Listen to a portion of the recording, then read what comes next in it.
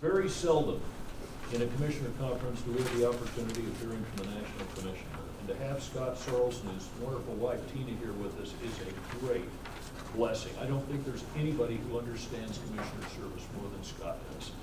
And I know that because I know a little bit about commissioner service. But this is a man who has lived and breathed it. And he is a true and noble man with a commissioner heart and a scouting heart. So I want to leave time for him. After he's finished, Trevor Bender, who is the council commissioner in the San Diego Imperial Council, is going to talk to us about commissioner structure and what's there for you. If you're a commissioner, this will reinforce what you are. If you're not a commissioner, if you're a unit leader or a unit committee chairman, then it's what you ought to expect from your unit. So let's just talk a little bit about what a commissioner is. Commissioner service comes absolutely natural for Latter-day Saints. Why? It's like ministering. Yes! Ministering is on all of our lips, especially in the last couple of years. It's what we do, it's who we are. And I have to tell you that I like to use the term ministering visits. That's not a religious term, because physicians minister. We all minister. Our neighbors, we minister to each other. It's not a religious term. It's a lifting term. It's a nurturing term. So it comes second nature to us. What exactly is commissioner service? And there are just 5 parts that I want to talk about very quickly. A friend, a representative, a doctor, a teacher, and a coach. First is a friend, and that is, I have found that in my commissioner service, before I talk about unit service, I better be breaking bread with somebody. There is magic to what, I don't care what it is, whether it's breaking bread in a nice Italian restaurant or Kentucky Fried Chicken. Some of the best ministering visits I had as a stake president was with one bishop that we went out and either got soup or we got Kentucky Fried Chicken and went out to Sugar House Park and we talked to them. But there's something about being able to share that and to let them know that you're concerned about them and not just the numbers, okay? There are all of these things here, and is a representative of the BSA. That's really important. When a commissioner goes out, he or she is a representative of the Boy Scouts of America and what they stand for. And you know, it's interesting, but inside the United States, I may talk a little differently, but when I go abroad, I am an American. When people talk to me about the fact that Americans don't have traditions like they do in Germany or in Japan or other places, I say, oh yes we do. And ours are as rich as yours because they include some of yours and some of your fellow countrymen and some other place all over the world. We are a melting pot and we are unique as a country. So as you go forth, this is a great organization. Of course we have challenges. Of course we have issues that we're dealing with. But I'll tell you, I don't know of any organization that touches the lives of youth and prepares them for adulthood better than the Boy Scouts of America. Okay? And all you have to do is look at the Scout Oath and Law. Second thing is a physician and a paramedic. And that is, Matt, what's one of the most important things that you do as a physician? Diagnose, right? Diagnose. Yeah. Take it as I mean, when I come in and go into his office and he looks at me and he says, you look really horrible. He's in the process of diagnosing. And by the way, he doesn't have to ask me questions to start his diagnosis process, do you? His diagnosis starts the minute I walk into the office. The minute I walk into the office. That's why when you're laying in a hospital bed, the physician comes in and he just chats with you for a few minutes and then leaves. It's not as if he just came in for a nice chat. That physician has made some very, very important observations because he or she is trained to do that. And that's what we do. We look at what's happened. Think what would have happened to Julio Baldo, to Troop 102, if 30 years earlier somebody had come in and said, it's very obvious, this is a one-person thing. If he gets hit by a truck, what's going to happen? You know, Lyle, would you stand up just for a minute? In 60 seconds, can you tell what your experience was when you were made president of that bank, talking about what happened immediately after that. Yeah, that was 14 years ago. It was a multi-billion-dollar organization, and the board of directors convened and elected me as the new CEO of the bank. And then they immediately called for a coffee break. So had a break. We come back and we're seated, and the chairman looked at me and said, "Well, Mr. Knight, congratulations on your new position. The board would like to know who you see as your replacement." I said, "Well, I've only had the job for 10 minutes. I kind of, wish I had it for a little bit longer." And he said, "Well, you don't have to tell us today, but starting at the next board meeting, we want three people's names that you think would be capable of doing this job if for some reason you weren't here. And then we want to meet their wives or their husbands. We want to see them at board meetings. We want to get to know them intimately." And that list changed quite frequently because somebody would be a star or somebody wasn't, but that was their main job as a public company, as a board of directors, was to make sure that there was succession in place. Think what would have happened in Troop 102 if that had happened. And it's the same way in yours. I have to tell you that some of your units are there because of you. And God bless you for what you're doing. It's just unbelievable what you're doing, your enthusiasm, your vision, your love for the kids. But what happens next generation? What happens in 2 years or 3 years or when your kids leave? It's interesting, but if you look around at those of us that have gray hair, we haven't had kids. Sorry. Did I just have a heart attack? Bless you. Yeah. The mic is working fine. We haven't had kids in the program for decades, and I've never had a boy in the program because we have 5 daughters. We're here because we love it, but we all need to ask ourselves, what's going on in our unit? Okay.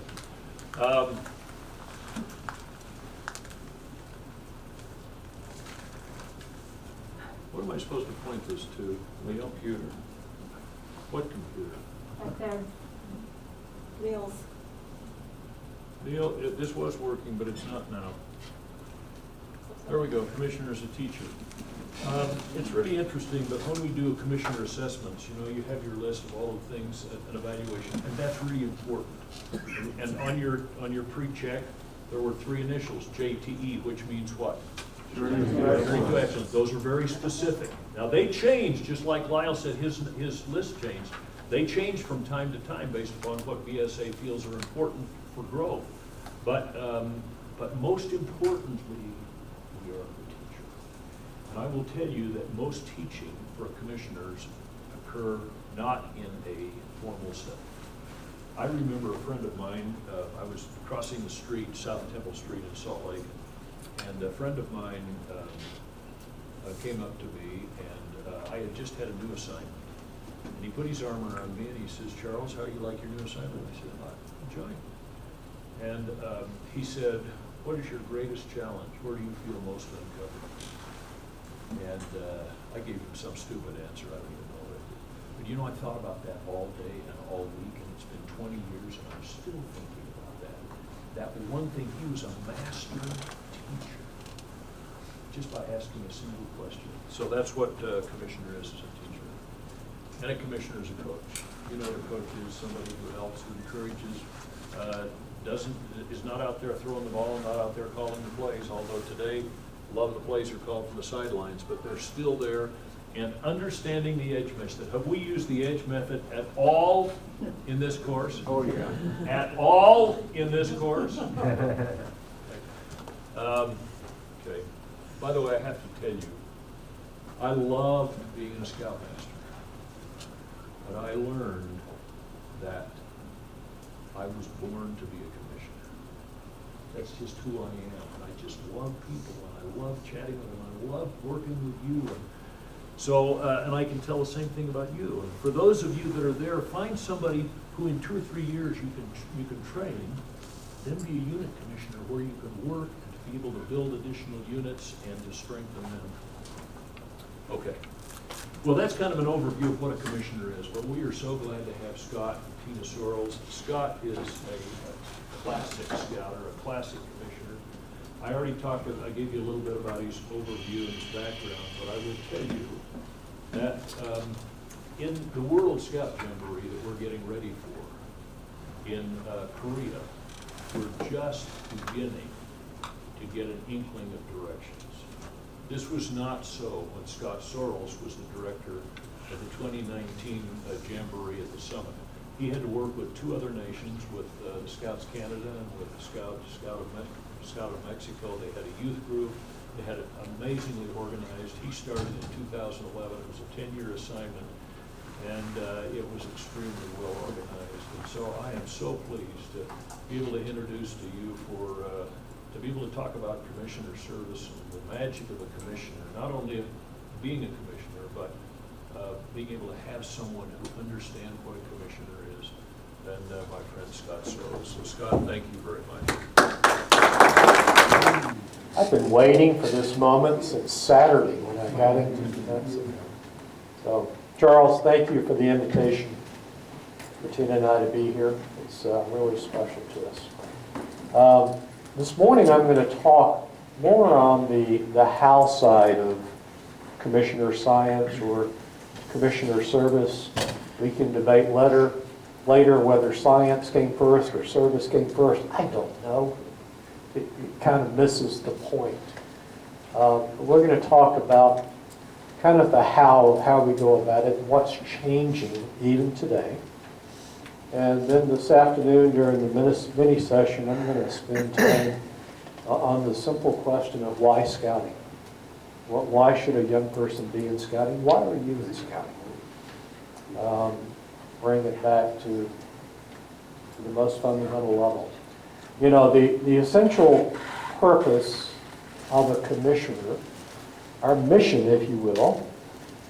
Can we go forward one slide? Charles, you want to give him the remote? Yeah. Is to make sure that every member has a great experience in scouting. It's that simple. Great. Thank you. Yep. He breaks those down on the next slide. So when I started this commissioner journey, and you don't have to have been a commissioner to become a commissioner at any level of this organization. I was recruited by Tico Perez, who served for 8 years as our national commissioner, immediately prior to Charles. And he asked me to come in and basically give attention to the operations side of the organization that we'll talk a little bit about in our following presentations. But we spent a lot of time on the how. And at that point, we were asking commissioners to go through basically multi-night and all-weekend training courses before they could become a new unit commissioner. And they really had no tools or resources available to do their job. So we kind of scratched everything and started over. Commissioner training to become a new unit commissioner, at least to start out, you know, you could do either online or you can do in a one-day session. Okay? They have to be volunteer friendly. We thought about how we use technology to make the job of the unit commissioner easy. So part of that was Journey to Excellence and piggybacking off of those indicators of unit success. But we also came up with the unit assessment, the commissioner tools, and that evolved into something that you as a commissioner can now take into a unit meeting on your cell phone and kind of sit in the back of the room and take some notes, answer some questions to yourself, and then sit down with the unit leadership. Even better if you can sit down including the unit youth leadership and talk about what's going on in the unit. So we have all of these tools, and it's really designed around accomplishing 5 things. And you can take them in any order. Contacting units. You know, at the end of the day, getting out and talking to the units about what's going on in their unit is our function. And unfortunately, we don't have enough commissioners, and we don't have enough commissioners doing unit visits. Thank you. God bless you for the level of unit service that you're providing. But it's fundamental to who we are. If you're not contacting the units, then you're not doing the job of being a commissioner. Linking unit needs to resources. If you're in the unit, you're doing an assessment, you're seeing how the unit is doing, you're going to see needs. Okay? Often they will not know where to go or what to do to get those needs satisfied. You may or may not have a good district committee backing up your unit, so you may need to go elsewhere to identify where to find those needs to make that unit successful. Unit growth and retention. You know, we used to say we own retention. Commissioners own retention. That's true, but it's evolved to be more than that. Timely charter renewal. We want to keep the unit, right? We have to get the charter paperwork done. Do we do it well? Yeah, we do okay. Do we need to do it better in terms of systems and make it an easier process for your unit leaders and your commissioners? Yeah, we do. And we're making some progress there. And then finally, delivering effective roundtables. And roundtables, it's kind of interesting to watch their development since 2008. Roundtables were not very popular during that period. And we came up with the idea that, wow, okay, on our technology kick, let's focus on how we can use technology to reach more people through roundtables. And what we found was people didn't want to use technology in roundtables. Okay? It wasn't matured yet in our society. We now have virtual roundtables around the country, and we have men and women signing on in their pajama shorts, going to roundtable, okay? And we've taken 2 or 3 hours out of their evening of what we used to ask them to do to be part of a roundtable experience. And maybe you do as a hybrid, where you have some in person, you have some virtual. But we have seen our roundtable attendance skyrocket since we focused on making sure the virtual side of the house is available. And it's user-friendly, right? We used to ask commissioners to buy their materials to do their job. Okay? We put everything online and made it free. That's just the way it should be. Supply division wasn't overly happy with me, but that's okay. Our volunteers needed those resources in order to do their job. Now, what have we learned? If you do those 5 things, your unit's going to be successful. You're going to know the condition of the unit, what you need to address. And we'll get it recharted. All of that is good. And if you have roundtables, then you have your communications arm, fellowship arm as well. But I think we've discovered in our journey here that our technology focus, our systems focus, our tools focus, JTE focus, that all of that process has started to eat away at the effectiveness of why we created those in the first place. The process is eating the technology. How many JTE requirements are you satisfying for your unit? And are you doing it in the assessment?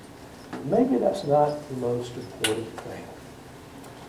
So this summer, we had a meeting of the Commissioner Service Team, and we're talking about these strategic issues. And came up with a new cultural statement that I want to talk to you about, because I think it's a shift in focus. Yes, we still have tools. We still have JTE for units. We still have all of these resources available. But there's a new mindset about how we approach Commissioner service, and it's really very simple. And it's interesting. We had a 3-day conference, and we've been talking about this for probably 3 months leading into it. And we had papers spread around the room, with all kinds of points and phrases, and we couldn't get to the conclusion until about the final 20 minutes. And we had this magical 20 minutes when everything kind of came together. It's really very, very simple. 3 phrases. Be the heart. I know from watching this group, listening to you and your stories, you know what being the heart of scouting is. That's the first part. It's very simple. And the Commissioner Corps, 20,000 or so commissioners around the U.S., they understand what it means to be the heart of scouting.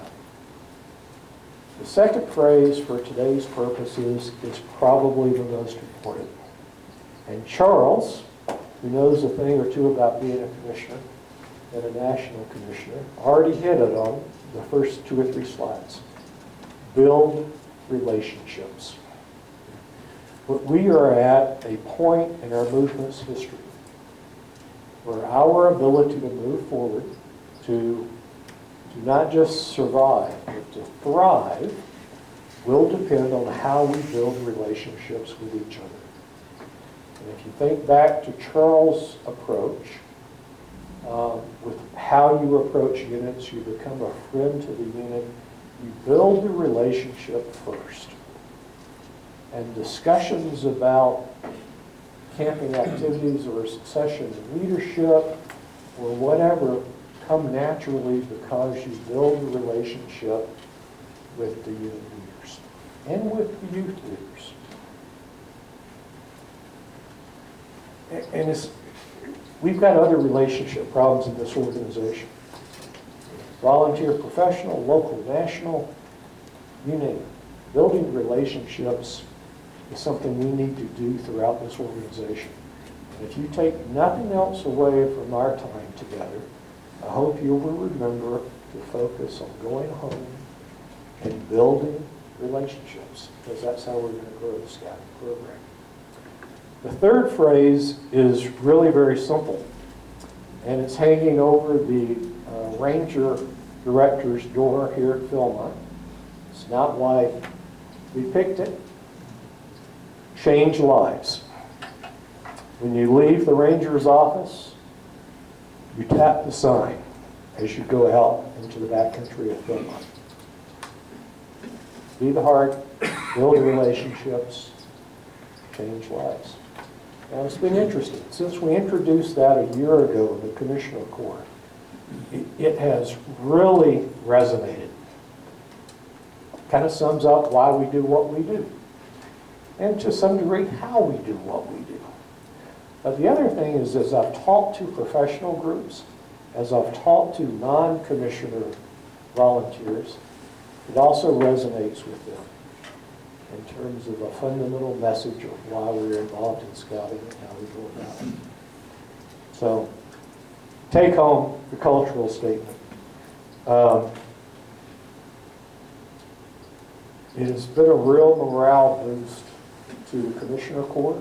We see it on our Commissioner confabs that we have every month where we talk to all the council commissioners. It's really quite remarkable. I wanted to give you some insights too on some of the thinking about where we go in terms of messaging post-reorganization. And I'll be happy to answer questions this afternoon after the mini session, whatever you want to talk about. But one of the things that we were actually asked to do last year when Dan Owerby and I were here, we were in a class like this, and it was a mix of volunteers and professionals. And they came at us pretty hard, which is great. They were engaged. They felt empowered. They said, why don't we have talking points? I don't, if someone meets me in an elevator and you go into a scouting activity this week, what do you say as to the why question? Okay? So we're working on some talking points. I wanted to, this is a new document, okay? You're on the cutting edge here of development. It is a draft. It is not perfect. But see if some of this resonates with you in terms of what you would say to a scouter, or even better, to a 33-year-old mom of 3 kids, boys and girls, who has had no affiliation with Scouting. Is it going to resonate with her? Because we were very good at talking to ourselves. And hopefully I can get you to pull out some handkerchiefs this afternoon as we talk about why is Scouting. But we have to be able to talk to the non-Scouting community. Very simple. Every child deserves to be a leader. We are the nation's preeminent leadership program. We do it better than anybody else. Scouting builds future leaders who are bold, inclusive, trustworthy, you heard that word before perhaps, and service-oriented. Very simple. Keep some of those points in mind. We've also been going out and talking through various studies, through various focus groups about our messaging. And we've talked to all kinds of different groups. We've talked to scout groups, we've talked to commissioner groups, we've talked to unit leader groups, we've talked to scout parent groups.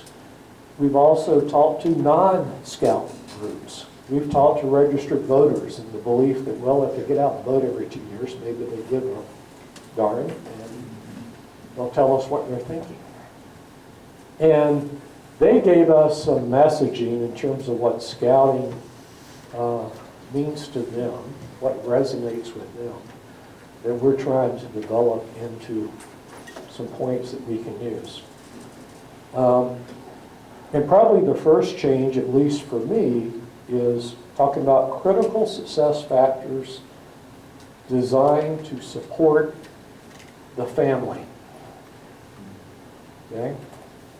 Family is something we've talked a little bit about in Scouting's history, but I think it needs to become part of our focus in who we are, including different ways to deliver Cub Scouting for a family, for a single family, for instance. Going to be piloted this fall. Here are some of the points that came out of our studies. The BSA is a brand the family can identify with and trust. Our brand is strong. Our brand is one of the strongest brands for a nonprofit, not just in the United States, but anywhere in the world. Now, have we suffered a few arrows in the last couple of years? Yeah. Can we burnish that image a little bit? Yeah, we can. We'll talk about that. Scouting is safe. Safe needs to be a big word in our vocabulary. And if I had a patch for every time Dan Oldby's going to use the word safe on Friday, I think I'd have a great collection. It needs to be inviting. Okay? We need to ask. The days of passing out flyers and expecting people to knock on our door is not the way it works today. You have to make the ask. Has to be inclusive. Needs to be accessible. That includes cost structure. And it needs to be supportive. This is another iteration of the Change Life statement, but I like it. Our goal is to move Scouts from their best right now selves to their best future selves.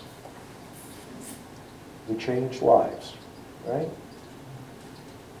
Scouting provides experiences that challenge and inspire Scouts and parents. We all know what it's like to have a full family engagement in the Scouting activities.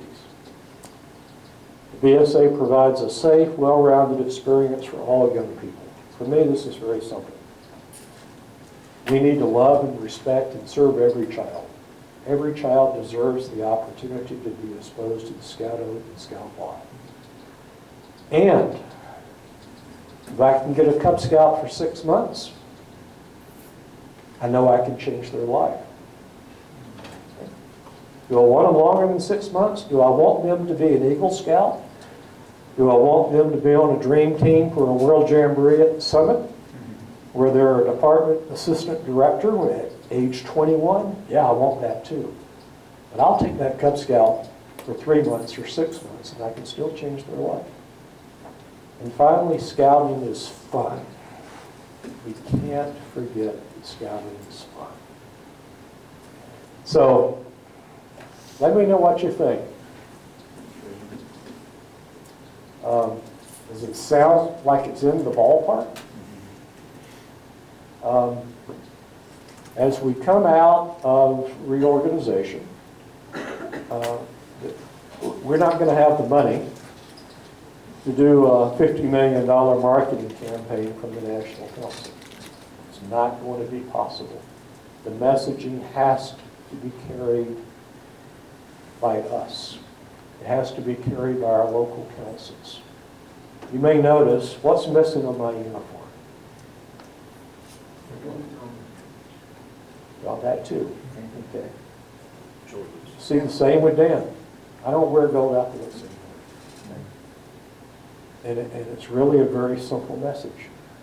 National is the least important word in anything I do. My job is to support local councils. That's the only reason I exist. That's the only reason a service team exists. Supporting local units is the only reason a commissioner exists. Got to take it back to fundamentals.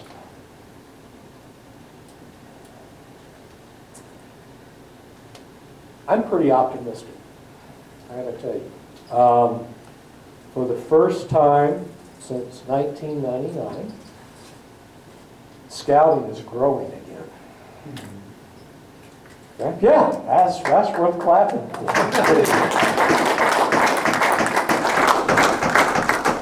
We're up, our May numbers were up over last year, our June numbers were up over last year. I don't have July yet for obvious reasons. But there is an energy in the field as we go back to market. And I think we can do something with this. We're up 60,000 new Cub Scouts over last year. That's our seed corn. That's where we have to take the future of our movement.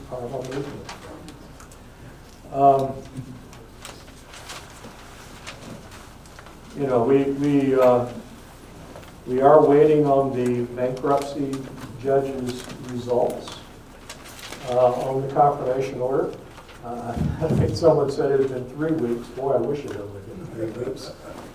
We had a 7-week confirmation trial that now is 8 or 9 weeks ago. And Her Honor is considering how she wants to deal with our request to confirm our plans. No guarantees. Could we have additional things, perhaps, that she would like to see us adjust? I don't know. But I'm optimistic. There are some fundamental premise in the bankruptcy code, even though this case is tested those limits. As a nonprofit, we are allowed, and from my standpoint, from Lyle's standpoint, from Charles' standpoint, we have a fiduciary duty to preserve the mission of the organization. That means they cannot liquidate this, cannot force us into liquidation. We have another obligation from that of bankruptcy that we've worked very hard about, and that's equitably compensating the survivors of sexual abuse. This happened when they were wearing our uniform. They deserve to be treated appropriately. And we have a trust fund that now is about $2.8 billion that will grow over time. And these people need closure. We as an organization need closure to get back to focusing on the business of scouting. So the process from this point is Her Honor will issue her confirmation order. And we'll handle whatever the contents of the order are. We have some folks that are very good at reacting and contingency planning. And we have plan A, plan B, plan C, probably D. Lyle may have a plan Z in his back pocket, I don't know. That's part of our job. But we'll deal with whatever she comes out with. I think she wants to confirm a plan.